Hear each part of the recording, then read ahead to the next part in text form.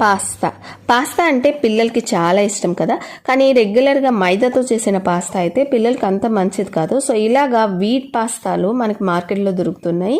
Wheat pasta కానీ millet pasta కానీ మనము ట్రై చేయొచ్చు ఇంట్లో. సో దీన్ని ఈజీగా ఎలా చేసుకోవాలంటే ఒక 5 టమాటాస్ని ఫస్ట్ బాయిల్ చేసుకోవాలి. అండ్ పాస్తాను కూడా కొంచెం ఆయిల్ కొంచెం సాల్ట్ వేసుకొని బాయిల్ చేసుకోవాలి. సో మనకి ఎలా తెలుస్తుందంటే ఇలాగ నైఫ్తో ఇలా ప్రెస్ చేసి చూస్తే బాగా కట్ అవుతుంది అనమాట.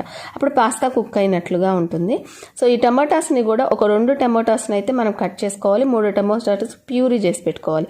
ఇక ఆయిల్ కానీ ఆలివ్ ఆయిల్ కానీ బటర్ కానీ వేసుకొని వెజిటబుల్స్ అన్నీ వేసుకొని గార్లిక్, ఆనియన్, క్యారెట్, క్యాప్సికమ్ వేసుకొని టమాటా ప్యూరీ వేసుకొని ఇందులోకి వచ్చేసి ఒక పెప్పర్, రెడ్ చిల్లీ ఫ్లేక్స్, అలాగే మిక్స్డ్ హెర్బ్స్, ఆరిగానో, అలాగే పాస్తా పిజ్జా సాస్ ఒక 2 టేబుల్ స్పూన్స్ వేసుకొని కలుపుకొని కొంచెం పాలు కానీ ఫ్రెష్ క్రీమ్ కానీ యాడ్ చేసుకొని పైనుంచి చీజ్ యాడ్ చేసుకుంటే